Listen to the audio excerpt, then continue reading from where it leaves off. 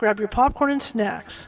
Find a comfy spot, take a seat or lie down, and let me transport you to a place of fantasy, ghost stories, ancient legends, odd creatures, alien encounters, and other magical topics. You may even decide to join the conversation. From faraway lands to your own backyard, with a small dash of pixie dust, turn out the lights and open your minds. The journey is about to begin. Hey, welcome to California Haunts Radio this evening. Actually, I was used to being afternoon, time change.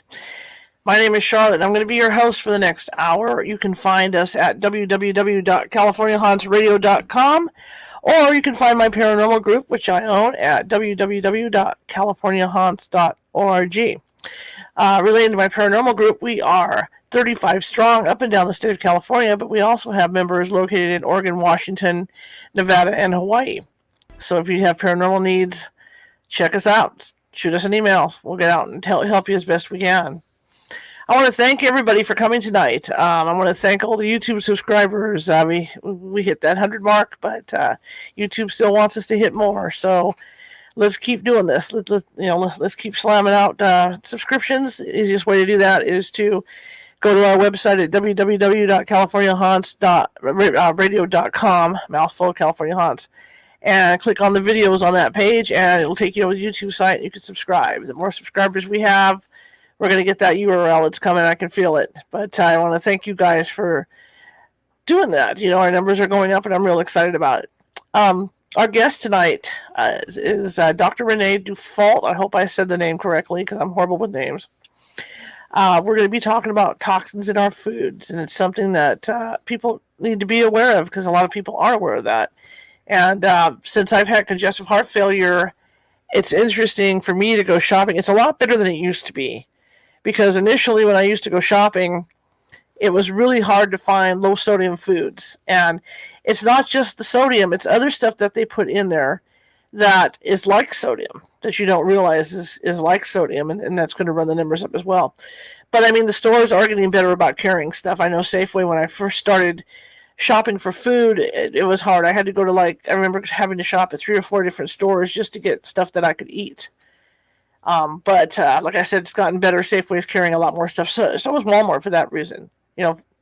But it took a while. I've had heart failure for 7 years, and I could say the first couple of years where it was like going to the war to try and find decent food. But besides, the sodium and stuff, there's other toxins in this food that we don't realize we're doing.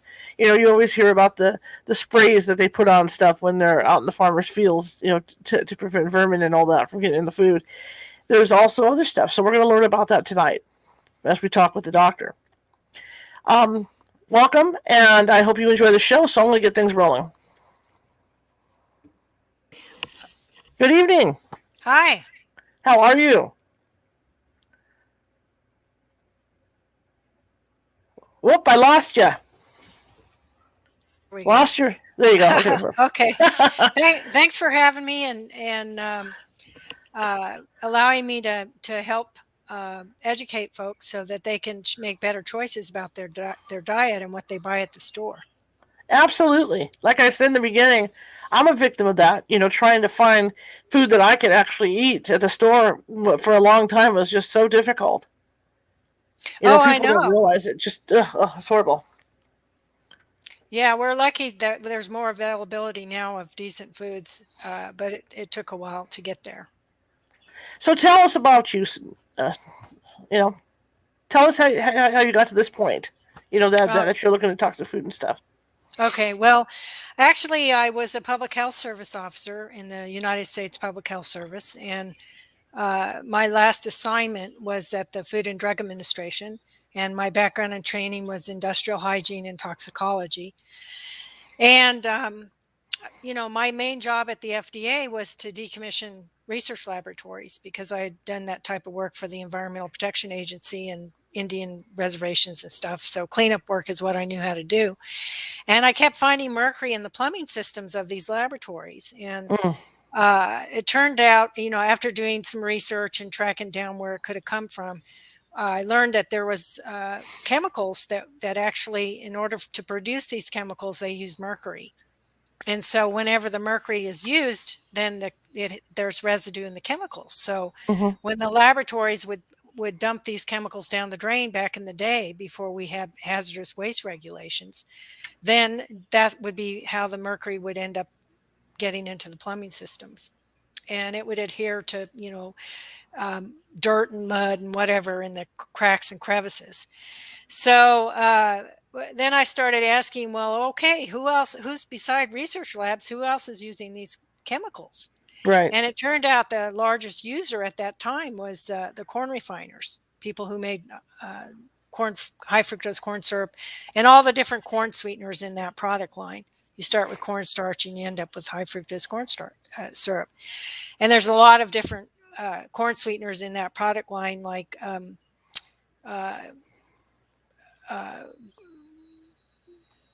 drawing a blank. Right. Corn syrups, solids, dextrose, maltodextrose. Yeah, there's just a whole bunch. It's in my book. Here's my book, Unsafe at Any Meal, What the FDA Does Not Want You to Know About the Foods You Eat. So anyway, I have tables in there and it lists chemicals and everything, because as we get older, it's a lot harder to, just bring stuff right to our brain, So anyway, to make a long story short, I sent out an FDA investigator to get some corn syrup samples from various manufacturers. And then I sent those samples to different labs. And sure enough, there were mercury residues in about half of them.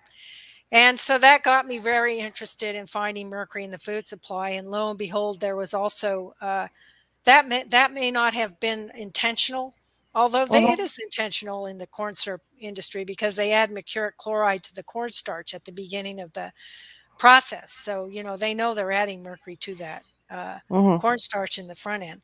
But in some cases, there's mercury residues and lead residues, actually, in many of those synthetic food colors produced from petroleum, because they get petroleum from the ground. And so you're going to have these heavy metal residues in there. Mercury, lead, arsenic, sometimes even chromium. So, these food colors that are especially heinous, yellow 5, yellow 6, red 40, they're actually banned in countries like Finland and Norway. And, you can't even sell them there. And coincidentally, Finland and Norway have very low rates of autism and ADHD. And but in the European Union and United Kingdom, these particular food colors, if you were to put them in a food that you wanted to sell in those countries, then you would have to put a big warning label: may cause hyperactivity and inattention in children. So what a lot of the manufacturers have done to be able to sell their products in the European Union and United Kingdom is they've changed their recipe and taken out those food ingredients so they don't have to have a warning label. Because who wants to buy a food that's going to make your kid, struggle in the classroom, right? Right. But we don't have any such warnings in the United States. There's really no protection unless you educate yourself. And that's why I wrote this book. And it's based on 12 years of research. Well, actually more than that, because I started this line of research in 2005. So yeah, about 16 years I've been at it, and published papers in medical journals and so on. And boy, I'll tell you what, I never knew when I started this that I would end up here. I had to retire early from the FDA to publish the finding of mercury in high fructose corn syrup because the agency didn't want it published. So, of course they didn't. And then from then on, I started a nonprofit called Food Ingredient and Health Research Institute. And that website is www.foodingredient.info. And at the end of, and there, the tab is at the top of the page, the menu, and you can go to the healthy diet tutorial, which we've used that content in 3 different clinical trials, which is very, as we help people learn how to eat differently to either reduce their glucose levels or help their children reduce their heavy metal levels. So, and that tutorial goes with this book. Sure. Okay. So the thing that I find, not to interrupt, the thing that I find interesting too is I'm an avid fisherman. I love, catfish. I love fishing out of the river. But the problem is there's a warning on that as well because of the mercury levels in the water. Yeah, that's a methyl mercury. Yeah, and that's a different species or isotope. Okay. It's a Okay. different species. I shouldn't say isotope. It's not radioactive, but a different species of mercury. The Mhm. mercury in the food is inorganic, and it Okay. comes from using mercury salts like mercuric chloride in the high fructose corn syrup industry, or else it comes from uh, being in petroleum. That Right. comes from the ground. So the mercury in the fish, uh, that was a big to do, and they worried about that. And there were different studies showing how it might Mhm. impact neurodevelopment. But uh, what we've learned since that time, and they're still recommending that a pregnant woman should eat low mercury fish. In other words, Right. you shouldn't stop eating fish because you need the fish and all the nutrients. The omega-3 fatty acids in the fish are Mhm. great for neurodevelopment, but you want to eat the lower level mercury aquatic life like shrimp and shellfish and salmon. There's some really good fish and shellfish you can eat and have very Mhm. little uh, exposure to mercury. So you want to stay away from the bigger fish, and because as the fish eat one another, the bigger the fish is, then you're going to have more potential mercury in those bigger fish. It's more complicated in terms of whether or not that mercury will hurt you. Like here in Hawaii, we're out in the middle of the Pacific Ocean, and we have a researcher, Marla Berry, at the University of Hawaii Medical School, and she's determined through many studies that the mercury in the ahi here is not dangerous because there's also a very high level of selenium. And Okay. mercury and selenium bond like a one-to-one thing. And as long as there's less mercury than selenium, or equivalent, then you're not that's the selenium's going to tie it up, and it's not going to be available to cause harm. So Nice. it depends where you do your fishing, really, and so there's advantages to being way out in the middle of the Pacific Ocean because Right. we don't Right. have coal-fired power plants, which is a source of mercury in the atmosphere that then goes into the or we don't even have mercury cell chloralkali plants, or there's just no we don't have mining that Mhm. goes on that puts mercury into the environment. So we're very fortunate. Why do they put these chemicals in the food, like the petroleum products and stuff like that? How did that come about to be put into our food, and why is it Uh, there? well, really, before the FDA was even there was no FDA. Back in the snake oil days. I mean, basically, people sold anything and Mhm. claimed anything about the benefits of whatever it was they were selling, snake oil. Mhm. And Well, then when there were people falling ill and dying, then there was a demand for some kind of safety organization to manage the labeling of products so that, truth in labeling so that people knew, what it was that they were actually buying.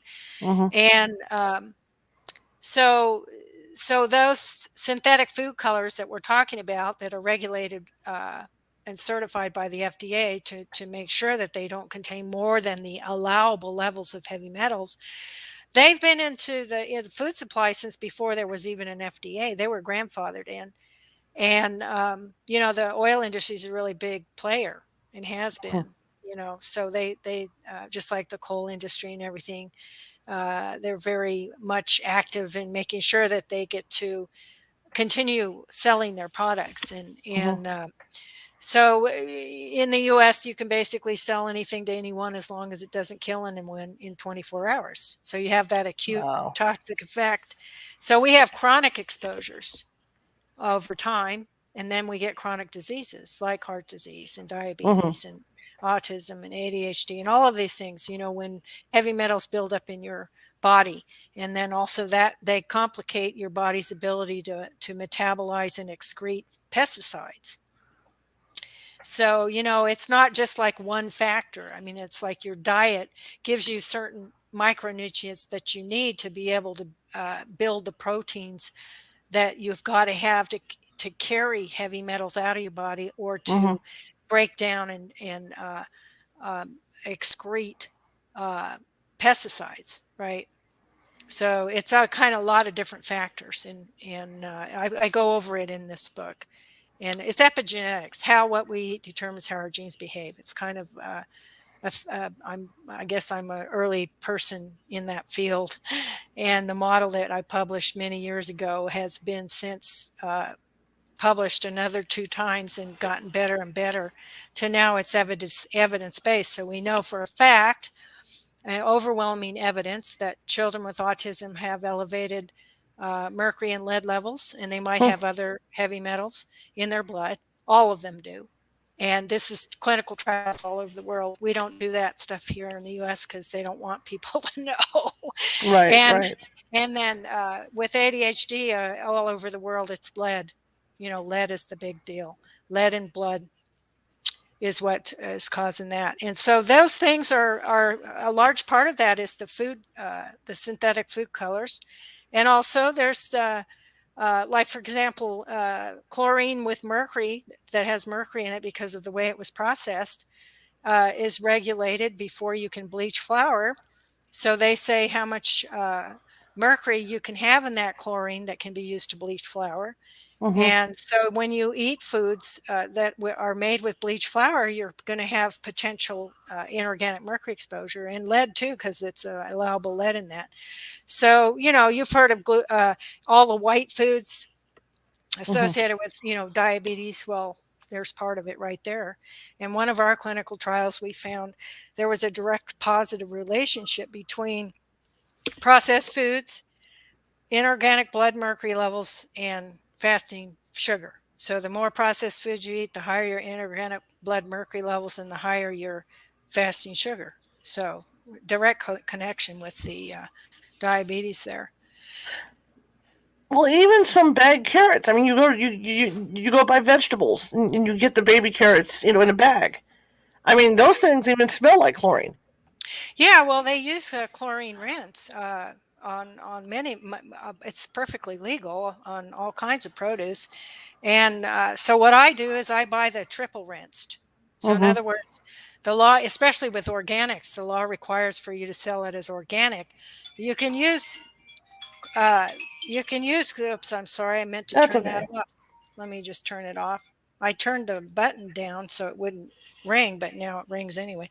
But anyway, um, the triple rinse is required. Like if you want to sell something organic, they're allowed to use certain chlorine compounds on that organic produce to rinse it, but then they have to triple rinse with potable water so that it rinses all the residues. So if you see something that says triple rinsed, that's a very good sign that it's been that they're trying very hard to reduce your exposures. Hmm. Yeah. It's just amazing how much stuff is in our food. Well, not really. I mean, Well, to me it is because I'm not around. Like, yeah. you're looking at it all Well, the time. Where. the U.S. Department of Agriculture has for years been testing the foods, all the Hmm. produce, and testing the amount of residues that they find every year. It's a program, U.S. Pesticide data program, and it goes back years. And they know that there are pesticide residues in our foods at allowable levels, and then sometimes they find them above the allowable levels. And the point is that the whole risk assessment system, toxicology, Hmm. is based on the idea that, okay, you are allowed to have so much exposure to this pesticide, we'll say malathion. You can have organophosphate pesticide or this much exposure to mercury, whatever. But what it doesn't take into consideration is the co-exposures and the multiple Right. exposures. They don't consider, well, you're not just eating that one item with that one little bit of pesticide exposure. You're eating, that they don't even look at bioaccumulation or how it impacts your genes or anything. None of that it's a very old fashioned way of doing it. It's outdated and they should fix it. And, Hmm. it's a real mess is what it is. And so what we have is Western disease, and we have Western diet leads to Western disease. And why? It's because we have chronic low level exposures over time that lead to these chronic diseases lifelong. When you talk about food colorings, is it because some of the foods that we would be eating don't look appealing enough, so they're adding food colorings in there to make it more appealing for people? Well, like to look at yellow cheese, okay, that the Okay. food color in that is annatto, and annatto does have allowable lead in it. Mm-hmm. because of the way they make it. All right. So they're going Mhm. to allow a little bit of lead. Well, that makes it orange. So, Okay. now that we've educated people and we've told them, look, white cheddar's better because it doesn't have annatto. So Right. now you see more and more white cheddar available, the more people realize that annatto is not a good thing. So it's all about consumer demand. The more we can educate people, then they'll be more selective on what they buy, you Sure. know. So really, what the big food companies are making a lot of money on are the addictive foods, and they know that high fructose corn syrup in the sodas and stuff are addictive. They Right. have neurologists on staff. They know. So, and then you've got the salty, chips and stuff, and Yep. the vegetable oil, salty. These things are very addictive. It's very hard to break away from a favorite snack. And eating different is practice. It's a way of life. It's a change in lifestyle. It's a thing you have to practice. You have to practice all the time, and every now and then you're going to succumb to that favorite snack. But if you're eating it a couple times a year, Mhm. or once a month, rather than several times a week, you're going to Mhm. have a better health outcome. What do you think is the worst food to eat? Oh man, that's a tough one. The worst food. Okay, well, when we look at the U.S. Department of Agricultural data, and they track how many pounds per year the average American eats, uh, then you know that we're eating more high fructose corn syrup and more vegetable oil and corn sweeteners, vegetable oil, because of all the processed foods and snacks and stuff. So I would have to say that those two types of food ingredients, vegetable oils and corn sweeteners, are probably the most dangerous in our food Mhm. supply because we eat so much of them. As a society, the per capita intake of these things is very high. They're not tracking how much food color people are eating.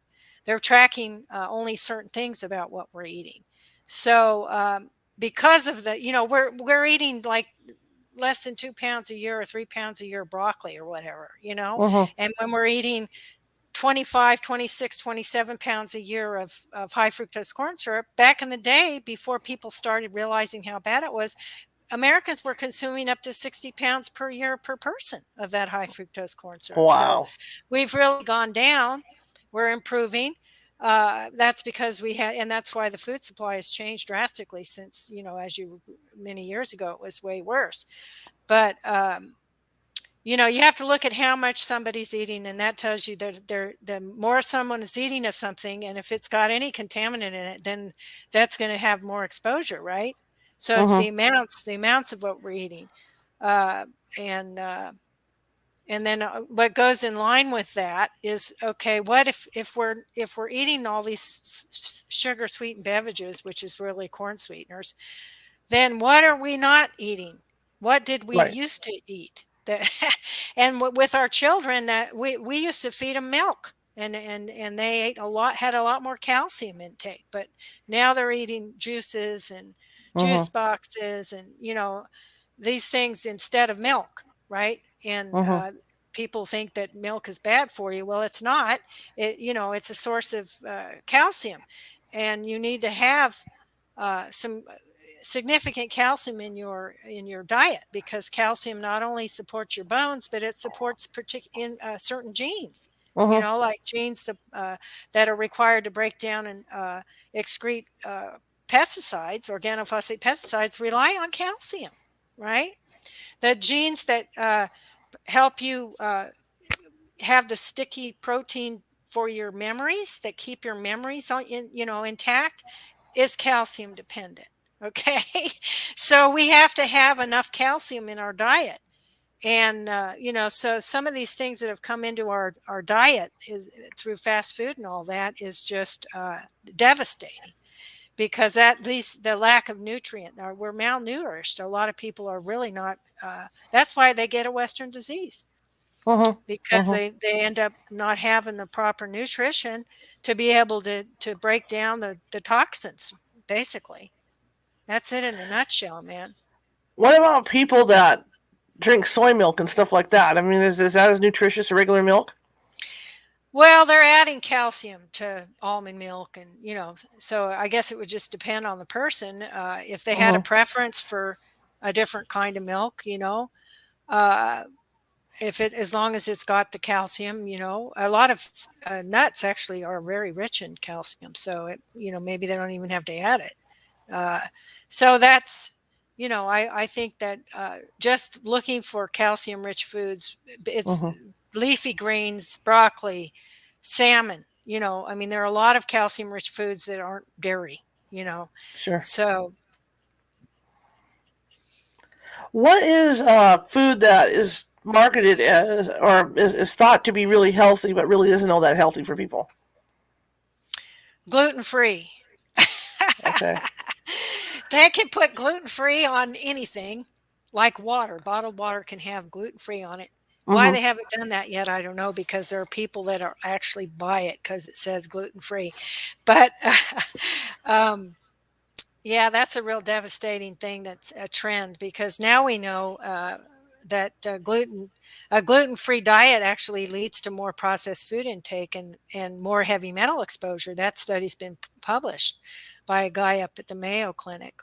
Uh, so, um, you know, that's, gluten-free is very, very processed and there's just nothing good there for you. So, that's, what can you say? Right. Right. Yeah, I know. I pointed out to friends of mine that where they have kids, and she says, "Oh, this is all gluten free." But I said, "Yeah, but look at the salt in there." You don't Yeah. realize the trade offs that's actually you have to read the labels. It's a pain in the butt, but I mean, you have to read the dang labels. Right. And then speaking of salt, the Institute of Medicine issued one of their first salt reports, I believe was 2010. I could be wrong, but that's the first one I remember. And you can't really find an earlier one. But Mm-hmm. they have been recommending for years to reduce the amount of sodium chemicals that are being put in our food supply because there's a direct link. It's a cause of hypertension. Mm-hmm. And it's only this year, right this year, after several salt reports have been the same recommendation, and now the Biden administration has announced that they're going to. FDA actually came out and said we're going to recommend lowering the salt, allowable salt in foods, which is a huge, huge step forward because all Mm-hmm. these years, why it took them so long, 18 years or what, 8 years and probably longer. And we've known about hypertension, it's a risk factor for so much. Uh, yeah, and with the whole COVID thing and all these Mm-hmm. underlying conditions that people make more susceptible to dying from COVID or the flu or whatever, part of this whole thing, they're pushing vaccines, and that's all good. But, really, they really should have been way before any of this is getting people to eat a healthy diet and Mm-hmm. you can turn hypertension around. You can turn prediabetes around. You Sure. can stop that in its tracks. You know, liver, liver disease can be stopped and turned around. There's so much that can be done with healthy diet. Unbelievable. Just stop eating the toxins, man, and then you can turn everything around. So I can't fathom why there's been absolutely zero effort. They talk about reducing fats, reducing sugars, but they Mm-hmm. don't talk about what sugars. Mm-hmm. They leave it to the consumer. What sugar, sugar, sugar? Honey's the sugar. You know, But and isn't so it they don't. because I mean you got so much money involved backing all this stuff, all this junk. You got the McDonald's of the world, you got the Burger Kings, you got all these other places with all this junk food that people crave. Like you say, you Yeah, crave it. it's You addictive. see the McDonald's commercial, you could chase the cheeseburger. I mean, there's just so much money backing this stuff that I think it would be really difficult to try and get everybody back on track to a healthy diet. Well, no, it's not difficult. I'm working at the community level with some groups of people that are trying to turn things around, and it can be done. It takes commitment, like any, Mm-hmm. like say a 12-step program people do for Right. alcoholism or narcotics. to try to change, to get that out of their lives. You can do the same thing with food. It's the same kind of thing. You need a support group. You need to have a, use this book and do the free online tutorial.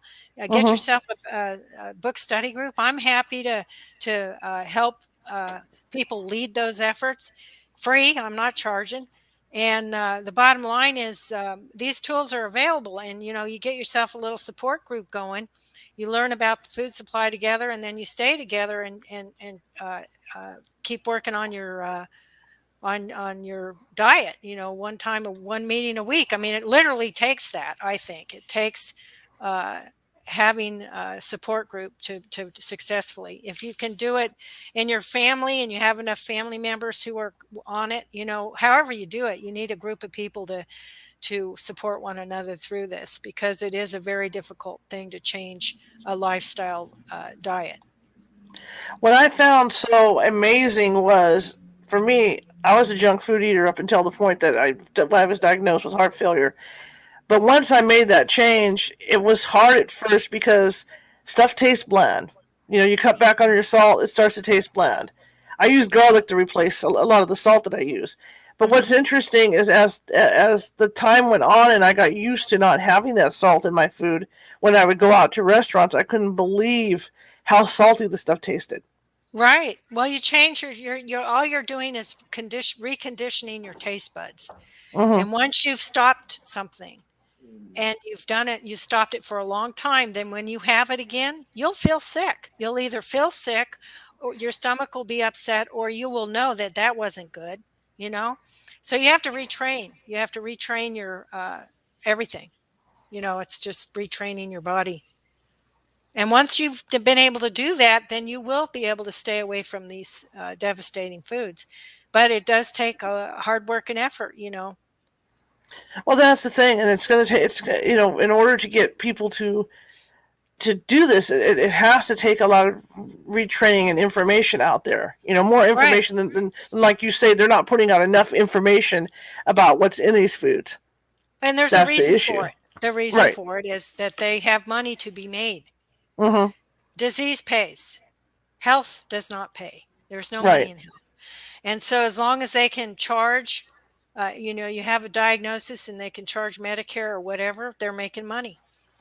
Office visits, what's a person there for?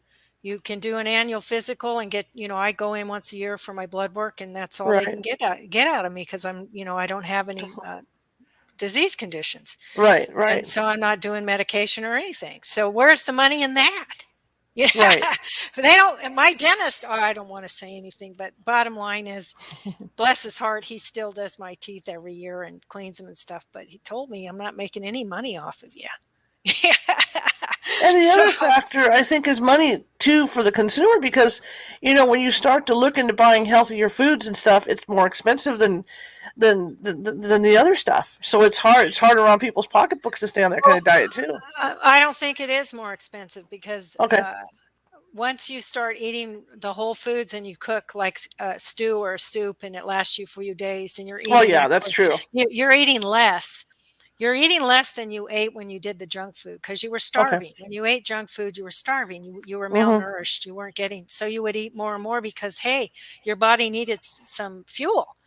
And Mm-hmm. so once you start eating properly and you cook, you're actually cooking, you're eating from cooking from scratch, and you're doing the whole food thing, then you're planning your meals more because you want to eat healthy, right? You don't want to be Right. caught hungry. So you make a stew or a soup, and that lasts a few meals, and you're planning, and really you're not, I spend way less on the food than I ever did. And also I do a garden. I can do a garden real easy here in Hawaii, but even if you're just can do a summer garden, if you're putting up stuff, canning and putting up stuff, and that's a part of your say you do pickles, and you made it, you grew the cucumbers and you did that yourself. That's can follow you all year till the next Right. season, and that's healthy. Right.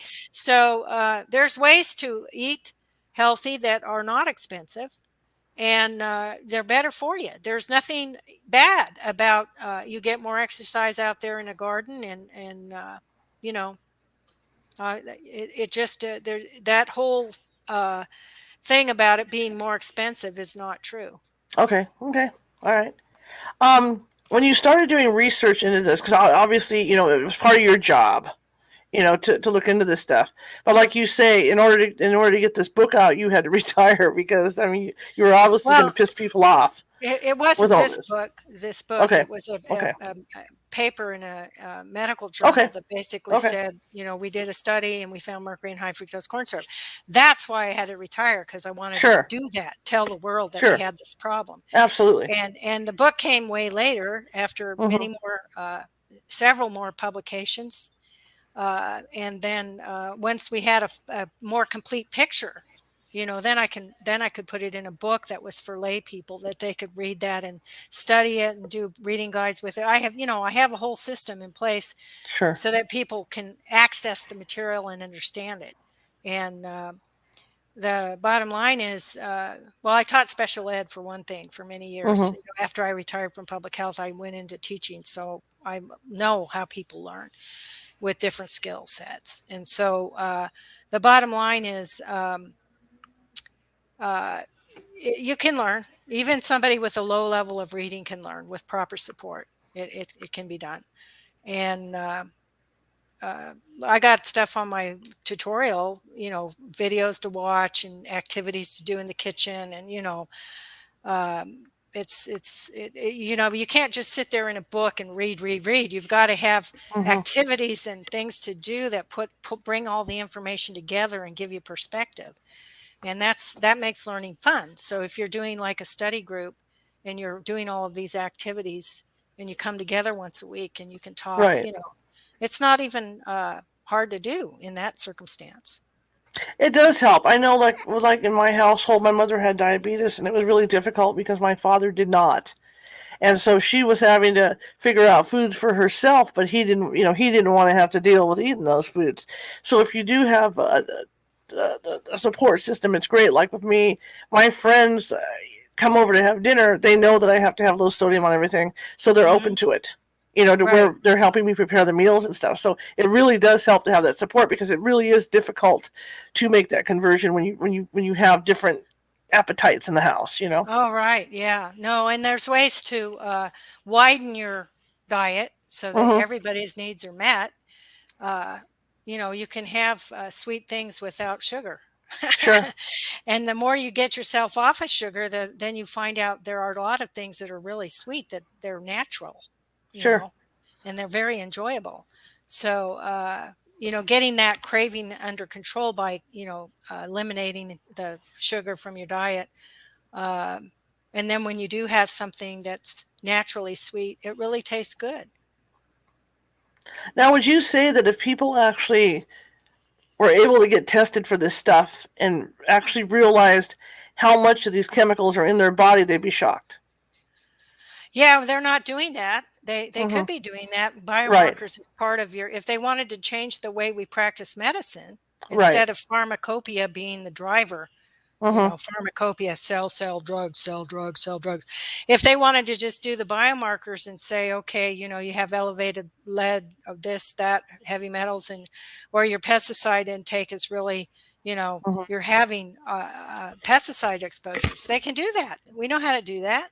We have studies, numerous studies, hundreds, thousands, millions of studies where we've been able to pull that kind of data out of human beings. So if they wanted to, do that kind of assessment when somebody comes in once a year, and then develop a diet to help them reduce those Right. exposures, and then when they measured the glucose or the sodium, or whatever levels, HDL, high density lipid, or Mm-hmm. calcium, or whatever, then it would have some kind of relevance.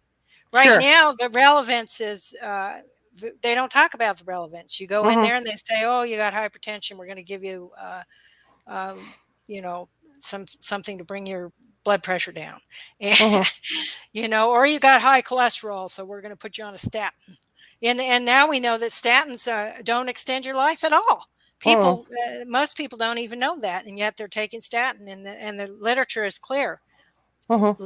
And when I say the literature is clear, I mean many, many studies show now that statins do not prolong your life, and that uh, and what do they do? for you? Are they doing something behind the scenes that's even making things worse? You know, so there's another way to look at disease, to treat disease, and to eliminate disease, Mhm. and Mhm. they're not doing it That's because true. the money, the bottom line, and the medicines and the pharmacopoeia. Do you know that before there was an FDA, before we even had FDA, there was U.S. pharmacopoeia? I had no idea. Yeah, they've been around since the late 1800s, and they were the ones who were managing any kind of oversight on ingredients or Mhm. manufacturing practices of this or that. Then FDA came along, and all they were given power to do was labeling, truth and Mhm. labeling. And then they would recognize some things as safe, even if they had heavy metal in them, grandfather, men, whatever. And so now, the guess who's in charge of the monographs and determining the safe manufacturing practice, the monograph for all these food ingredients? U.S. Pharmacopoeia. So not Huh. only do Okay. they determine the manufacturing guidelines for medicines, they also now food ingredients. We don't even have a third party. That's a trade organization. Hello, a Yeah, trade organization, and and the whole world goes by what they say. They've been around since, I mean, that's obscene when you realize it. It's just obscene. that's crazy. That's crazy. I mean, when you can get it, if they did do the testing, think of the wake up calls it would be for people. The Yeah, people can actually see the results right in front of them going, hey, you got all this metal in your system, or you got this toxic other stuff in your system. And right away you'd be like, whoa, I got to make changes. But they're yeah. not doing it. Like you said, they're not doing it. Well, the bottom line is if you got high sugar levels, high glucose, you Hmm. have high mercury, period. Sure. That's what the literature says. Your doctor may not have gone to medical school when this finding came out, so he doesn't Right. know. Right. But that's what's happening. Hello. Or it could be you have high pesticide exposures, because that's also correlated to diabetes. So, you know, but for sure, you're going to have high mercury. And, there's just specific things that we now know as a fact. These are facts. And like I said earlier, with autism and ADHD, the heavy metals involved in those Hmm. things, which, a child's life is at stake. Hello, 30 something percent of people in prison are ADHD, and lots of kids with ADHD just drop out of school. So, Hmm. where's the ethics in that? Right. Hello, when you can turn that around, that's just wrong. It's morally wrong. And let's face it, if you take a cucumber that you buy in the store and you take a cucumber that you pull out of your garden and you taste them both, the one that you pull out of your garden is going to taste 100% better than the garbage you're buying at the store. Absolutely. Yeah, it'll be fresh. Yeah, there's no doubt about it. There's no Uh, comparison. Yeah, that's why we need to get people gardening. We're doing that more here in Hawaii. I'm working on some projects to get people gardening, because once they start gardening, and it's very healing just to garden, kind of like doing pottery, art Hmm.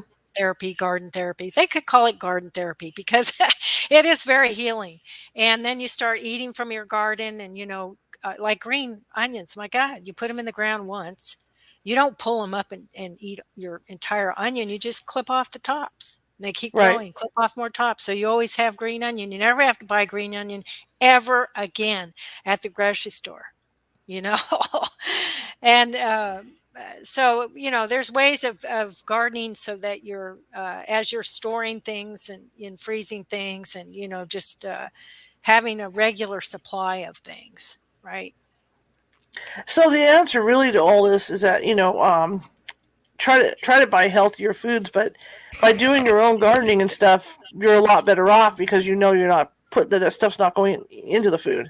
Yeah, well, I mean, I like I say, if you live in a area of snow, Hmm. then make sure you get your summer garden going. Canada is at a real advantage in Greenland, Iceland. These upper northern type hemisphere countries. They've been growing things in greenhouses for years, so Hmm. weather is never an issue for them. And as everybody else is really struggling with food supply, and there will be more struggles with food supply. Believe it. Believe it. These countries are going to be at a real advantage because they've already been growing in all kinds of weather, you know? So, yeah. What do you think? Other than vegetables, let's talk about that.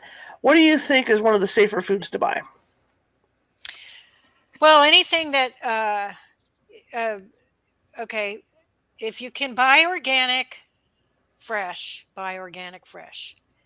If you're in the grocery store, if you can go Mm-hmm. to a farmer's market, a local farmer's market during the season where it's local farmers that are, hopefully producing, they don't have to put a lot of pesticides on it because they're not Mm-hmm. going to ship it away. They're going to sell it right away. Mm-hmm. So that's a good chance that you're going to reduce your pesticide exposure. So local farmers markets, and then if you don't, and then you want to do of course, garden, get your own garden yourself, organic in the grocery store whenever possible, frozen. Mm-hmm. If you can't get it fresh, get it frozen. If it's frozen organic, right? Mm-hmm. And then, so that as far as fruits and vegetables go, Right. that's the what I recommend. And then anything else, like if you're gonna bake a lot, you've got to have organic flour and just keep Okay. it in your refrigerator in a sealed bag, because flour is a source of pesticide. You do know that the wheat that goes into making flour, if it's conventionally grown, it's allowed to be in grain silos for up to 5 years.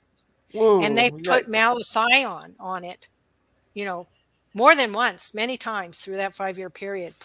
They treat the wheat to keep down the grasshoppers and the eggs and the larvae. So how's that different from organic? Well, organic wheat has to be stored in a refrigerated silo, and they can only keep it in there for a year, right? Different regulations. So when you're buying organic flour, it's going to go bad if you don't keep it in the refrigerator because there's Mm-hmm. no chlorine to kill the mold, right? So you want to, Wow. and there's no pesticides. So you want to keep it in a plastic bag in the refrigerator. I don't bake a lot, but if I want to make a banana bread or something, I use the organic flour. Sure. And so, yeah, just a few things, uh, a few changes by cold pressed oils, pressed olive oil, cold pressed sesame seed oil, because there's no chemicals involved. It's a mechanical process. Okay. And you want to buy organic if possible, but cold pressed for sure. And Mm-hmm. then stay away from all other vegetable oils. Make your own salad dressing. Use the cold pressed, or you can use Bragg's. You want to make an Asian thing with olive oil or sesame seed oil or whatever. Really easy things. I mean, you don't even have to make it. Just do a few drops of Bragg's, a few drops of, and it's really good. It's better than anything you could buy in the store. So, and these are single ingredient items, right? So, coconut oil is really good, a good substitute for frying things. If you Mm-hmm. want to fry something, fry it in coconut oil. Virgin cold, they don't press coconut oil, but anyway, yeah, that's good to do. And coconut is a pretty good thing to, they have it's in a hard shell, so it'd be really Mm-hmm. hard for pesticides to. So definitely do that. And so those are things right there. And as far as sweeteners go, I do the grade A and B maple syrup that you can buy Mm-hmm. real cheap at Costco.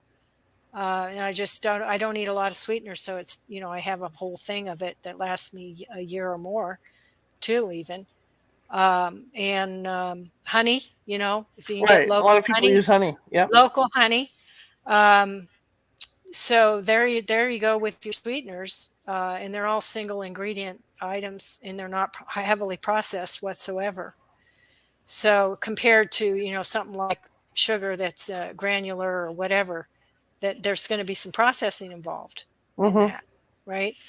So that's my advice.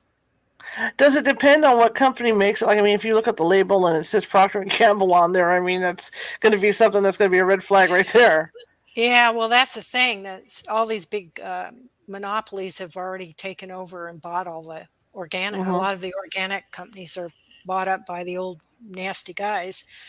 So what are you going to do? I mean, it's a leap of faith as to whether or not you're getting what you're really getting, because there's not enough inspectors and investigators to go out and see if people are doing what they say they're doing. That's Mhm. always been a problem forever, as long as there's ever been, it is what it is. That's human nature, cut corners and make more money. And so that's why I stress the single ingredients Mhm. and local whenever possible, growing your own. And yeah, I mean, then you're reducing your risk. You really are. On average, with the studies that you've done, and I'm just saying just average Joe, I'm not saying, you know, like somebody that's sick already, but on average, say a person that thinks they're is reasonably healthy, how much mercury and stuff would be in their body at this point? Well, um, the U.S. Centers for Disease Control has a data set called NHANES, National Health and Nutrition Examination Survey, and they collect blood from Americans. They thousands every year, Mhm. and they do measure it for biomarkers and stuff. And so there are many studies out there. And like when we did our study to see if there was a relationship between glucose, which is sugar in your blood, Mhm. and inorganic mercury, we looked at NHANES data because they had both sets, and it was thousands of data points, and the correlation was the same as what we found in our little pilot study where we actually had participants and drew their blood. So the NHANES data set is available, and so you can really use that. And Mhm. NHANES is actually, CDC is actually using a method developed by some of our scientists to determine inorganic mercury in blood, because there wasn't a really good method for determining that particular species. They would do whole total mercury, which would Mhm. include all the different mercury species. But we did develop that method, and it was published, and CDC now uses it.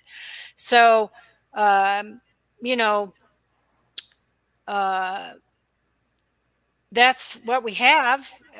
We can only hope that it's a good data set. Other Mhm. countries have similar. Korea has one. China, that where they draw blood biomarkers is what it's called, Mhm. from their people, and try to keep track of stuff. And also, the people that give their blood, they do fill out a survey, and they get their blood pressure taken, and their diet, what kind of diet they're eating, and that's how come we know as much as we do. And Mhm. across the world, all over the world, that we know Western diet leads to Western disease, because there's all these other countries that are doing the same thing. And yeah, I mean, this is real data. This is facts, man. We're talking facts. And so I think if anybody really wanted to educate themselves, just do a little reading. My book is got, I don't know, maybe uh, 69 to maybe 50 pages of references in the back. Every chapter has references, and they're all articles in medical journals and so on. So, everything I say is backed up by science. So, Mhm. uh, you have to be careful what you read, because there's a lot of books on the market that aren't necessarily referenced really well. They're not science based. So, um, yeah, it's just a matter of being careful and selective about what you read. And you can go to PubMed, PubMed, and that it's a database at the National Library of Medicine. And you can do any kind of keyword search and pull up articles and find out, a lot just by reading. That's what I did when I started out. All the skills I have now, I got over time because I read and I read and I read and I learned and I learned and I learned. Uh, so um, my doctorate's in health education with a focus on nutrition. Mhm. And I didn't have all this information just overnight. It's a matter of studying And anybody who's interested can do that. They put the time in and do it and learn it. And actually, we're starting a thing called Food Ingredient Safety Specialists Mm-hmm. certification, where, if people put together a study group and they do the book and the online tutorial, and they prepare themselves to take an examination, and they pass that exam, then they'll become a food ingredient safety specialist. Somebody who can go in and help people clean out their cupboards and get rid of stuff they shouldn't be having in their cupboards, and help them learn how to put together menus and grocery lists, and learn how to shop and read labels and all of that. And we're starting it here in Hawaii. We have several people that are now about ready to take the exam. They've been studying for months. And where, anything you start locally and develop a community-based model, and you can publish that, and then that can, other communities can follow. But right Mm-hmm. now we have professions of people that are completely able to provide the information that you've got to have in this day and age. Mm-hmm. And many physicians are not up on epigenetics. They don't know anything about it. And so it's a crapshoot going to any kind of doctor. And in Right. fact, there's a group that's using my textbook in a course they designed. They used my book as a textbook, and then they created a workbook they're charging 100 and something bucks for. And, and then when you go through their course, you get CEUs, continuing education units, and it's for people who are diabetes educators and nutritionists.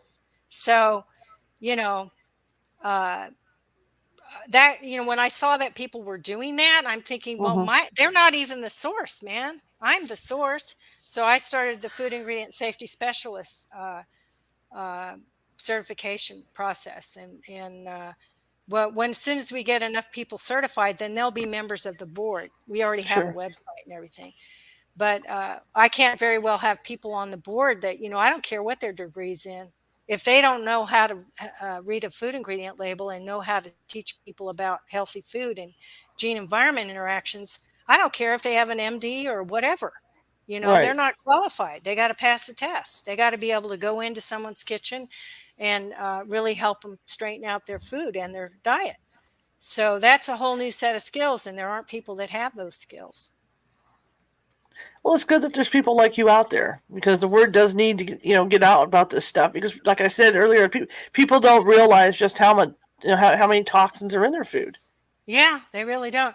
And I urge anyone out there listening, if they're motivated, they're interested, they have a interest in nutrition and disease prevention, and they want to start a little business on the side or something, Mm-hmm. uh, then and they can get a group of people together to do a little study group, or even they want to do it on their own. However they want to do it, it's easier to do it with a group. But every single county needs more than one food ingredient Mm-hmm. safety specialist, and they could be working with community health educators. Community health educators could be doing this. That Mm-hmm. would be another tool in their toolbox. uh, but these age old systems that are in place are not in place to prevent disease.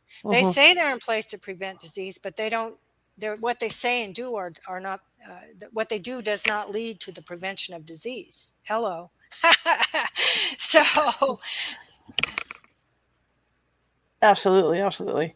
My gosh, this hour went by so fast. I thank you so much for coming on. I've learned so much from you. good. And Thank you for I'm inviting definitely me. going to be reading your book and some other stuff, to do more research on this. Because, like I said, I'm conscious of it. I'm conscientious about it because of my heart failure.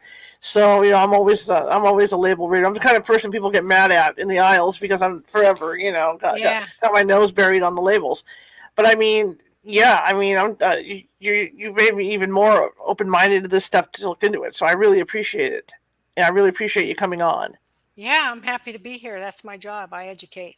I'm retired now. I don't even teach. I do mentor students at the high school, one on one as a volunteer mentor, but I don't do. I'm not. I'm just doing the. This is my retirement here. I'm just kind of educating. That's great, though. It's wonderful. How can people find you? Well, they can go to the foodingredient.info website, and there's a little form you can fill out. Uh, to contact, I believe, or maybe that's just a donation form. If you wanted to contact me personally, you could go to reneedufault.com, and that website actually has a form you can fill out for more information. I'm easy to find. If you look up any of my articles on PubMed, it'll put my email right there. I have several emails, and so I'm always the primary author, and so it's very easy to find me if people want to find me. Okay, great. I'd like to get you on again at a later date to talk about more about this stuff, because people need to be made aware. Yeah, well, get that book and read it, and okay. Do the online tutorial, and then you'll have more questions. And I definitely will. I'll definitely do that. Definitely. Okay. Thank you so much for coming on. I appreciate it. You have a good weekend and everything else. You too. Aloha. All right. Bye-bye. Okay, I learned a lot. That was fantastic. And I know I'm never going to look at those labels the same way again like I have been. I want to thank you guys for coming tonight. Tomorrow we are going to have Rebecca Pittman on, who has written a book about the Lizzie Borden house and Lizzie Borden in general. And so we're going to be talking to Lizzie Borden tomorrow. So I'm excited about that. If you like the show, share it with 5 people. If you didn't like the show, share it with 5 people, because we're equal opportunity here. Also, I'm trying to get as many YouTube subscribers as I can get. And right now we're at a nice 100. I'd like to get a lot higher than that. Plus, we have that URL thing going on. So I thought it was 100 was the limit on the URL. It has to be more than 100 before they'll give me a dedicated URL. So you can Google us, you can search for us, you can look for us via episode. You're not going to find us no matter how much you try. The only way to do that is to visit our website at www.californiahauntsradio.com. Click on the video that's in the front. It'll take you over to the YouTube site where you can subscribe. The more subscribers we have, the more, obviously the more views, but also we'll be able to get that dedicated URL. And I think if you guys get on there and take a look at the different shows that we've had over the past year and a half, that you're going to like the content on there, because we do have guests like Dr. Dufault and other people coming on this show to inform. So we're not only about ghostly stuff or demons or things like that. We're here to inform. I'm a journalist. That's what I do for a living. So I like to change it up and get guests like this on. Anyway, I want to thank you guys. As you can see, there's a ticker running along the bottom of the video, and that's because California Haunts Paranormal Investigation Team is a nonprofit. So everything that goes into the making of these videos, whether it's StreamYard to push these things out, whether it's RSS to push them on as podcasts, whether it's the equipment, whether it's the internet costs, whatever, it all comes out of my pocket. And it gets pricey after a while. So if you could find it in your heart, because I want to keep these shows coming to you guys, I really do, and I enjoy doing them. I really sincerely enjoy doing them. So if you could kind of find it in your heart to donate to paypal.me/California Haunts, that would be great. It all goes back into production of this show and equipment for my paranormal team, so we can get out and help people with their paranormal needs. Anyway, I want to thank you. I will be back tomorrow at 6:30 p.m. Pacific with Rebecca Pittman to talk about Lizzie Borden. You guys have a good evening.